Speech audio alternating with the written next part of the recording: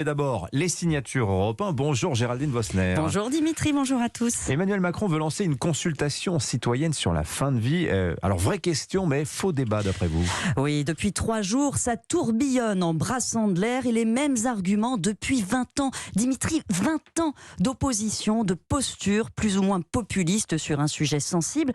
Je ne sais pas vous, mais moi, la perspective de 6 mois de débat autour de l'expérience personnelle de Lynn Renault et de la façon dont elle rêve de quitter la scène, ça m'épuise. Et quand je pense aux goupillons qui vont s'élever contre, je suis carrément effondrée. Vous noterez qu'on entend peu les philosophes, les soignants, les politiques même, qui savent, eux, que le sujet exige de la nuance, mais qui se taisent, paralysés par la mièvrerie des débats, le narcissisme des témoignages. Sur ce sujet, on ne pense pas, on remue nos angoisses avec une hypocrisie qui en devient embarrassante. Mais alors, qui est hypocrite dans cette histoire ? Mais tout le monde, Dimitri, les pour, les contre, le président, ils poursuivent un but personnel sans le moindre souci des conséquences collectives. C'est fascinant. Regardez le président dont le quinquennat est rugueux, un bon débat de société bien polarisant, ça distrait des factures. Et comme les Français sont pour abréger les souffrances des gens à une large majorité, une loi aurait des chances d'aboutir, ce serait un coup politique. Et puis, il l'a promis à la star, à Lynn Renault, qui a pris la tête de cette croisade. Et il est intéressant, le discours de Lynn Renault. Elle nous dit qu'elle veut mourir dans la dignité, qu'elle ne supporterait pas de devenir un légume.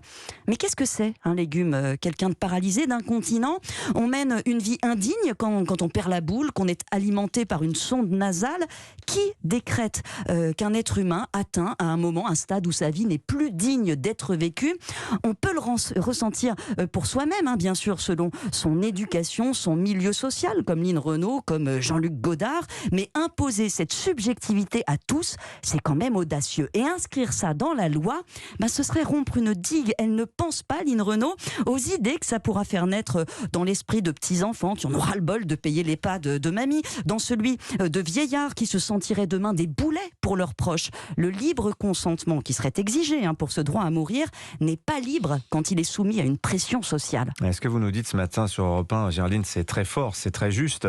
Ce sont des questions justement que la Convention citoyenne promise par Emmanuel Macron pourra mettre sur la table.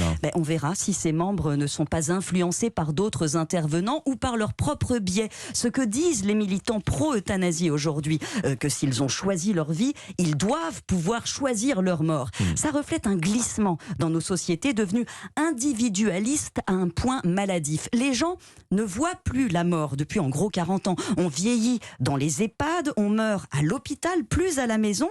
On a délégué la gestion du grand âge à la collectivité.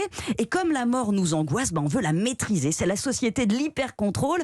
Je n'ai pas le courage de me suicider, alors j'exige des autres, de la société du corps médical, qu'il assume ce poids à ma place. C'est d'un égocentrisme sidérant, propre à nos sociétés occidentales. Alors bien sûr, le débat aura lieu. Ces dérives, elles seront soulevées. On va sans doute élargir les possibilités de recouvrir à cette mort accompagnée. C'est bien, il y a des situations douloureuses, insolubles aujourd'hui, il faut pouvoir les traiter. Mais le vrai sujet derrière ce débat, il n'est pas celui du bien mourir en réalité, il est celui du bien vivre ces dernières années. Un tiers des patients, Dimitri, n'ont toujours pas accès aux soins palliatifs, on manque de lits de personnel. La psychiatrie est dans une crise encore plus grave, totalement sinistrée, alors que la dépression souvent entraîne ces envies de suicide. Les EHPAD sont en crise, il y aura 2 millions de personnes âgées dépendantes en 2040. Qui va payer ?